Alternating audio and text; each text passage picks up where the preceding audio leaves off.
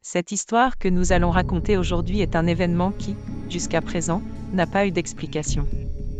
Nous vous demandons de rester jusqu'à la fin de la vidéo et d'essayer de résoudre ce mystère avec nous. Camille, une jeune mère française de 32 ans, décida de profiter d'une belle après-midi d'automne à Paris pour emmener son fils, Louis, âgé de 5 ans, au parc. Louis était un garçon joyeux et plein d'énergie, toujours impatient d'explorer chaque recoin de l'aire de jeu. Au parc, tandis que Camille observait avec un sourire l'enthousiasme de son fils, Louis insista pour jouer sur l'un des plus hauts jeux, un toboggan qui se terminait par une balançoire. Malgré ses inquiétudes, Camille céda à sa demande, en se fiant à la sécurité du parc. Tout semblait normal, mais soudain, un cri perçant déchira l'air. Camille vit son fils perdre l'équilibre au sommet du toboggan, trébuchant et tombant d'une hauteur considérable. Elle courut vers lui, le cœur battant à tout rompre et les mains tremblantes. Louis était inconscient, avec une blessure à la tête et un bras visiblement déboîté. Désespérée, Camille cria à l'aide. D'autres parents et employés du parc se rapprochèrent rapidement, et une ambulance fut appelée. Le temps semblait ralentir tandis que Camille tenait la main de Louis, suppliant qu'il se réveille. L'ambulance est arrivée rapidement, et Louis a été conduit aux urgences les plus proches. Camille l'accompagna, essayant de rester calme, mais se sentant impuissante face à la situation.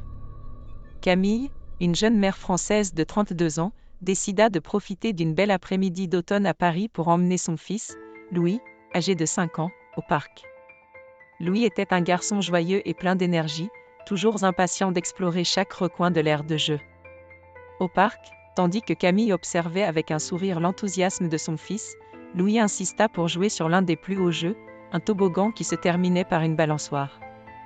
Malgré ses inquiétudes, Camille céda à sa demande, en se fiant à la sécurité du parc. Tout semblait normal, mais soudain, un cri perçant déchira l'air. Camille vit son fils perdre l'équilibre au sommet du toboggan, trébuchant et tombant d'une hauteur considérable. Elle courut vers lui, le cœur battant à tout rompre et les mains tremblantes. Louis était inconscient, avec une blessure à la tête et un bras visiblement déboîté. Désespérée, Camille cria à l'aide. D'autres parents et employés du parc se rapprochèrent rapidement, et une ambulance fut appelée. Le temps semblait ralentir tandis que Camille tenait la main de Louis, suppliant qu'il se réveille. L'ambulance est arrivée rapidement, et Louis a été conduit aux urgences les plus proches. Camille l'accompagna, essayant de rester calme, mais se sentant impuissante face à la situation. Arrivée à l'étage des chirurgies, Gabriel confia Louis à l'équipe chirurgicale qui était déjà en place. Il se tourna vers Camille, qui était visiblement bouleversée, et lui dit doucement « Tout ira bien. Faites confiance. » Puis, Gabriel s'éloigna et entra dans l'ascenseur, disparaissant avant que Camille ne puisse le remercier correctement. Peu après, d'autres infirmiers apparurent et emmenèrent Louis directement en salle d'opération. Le temps sembla s'étirer pour Camille, qui attendait dehors, anxieuse de recevoir des nouvelles de son fils.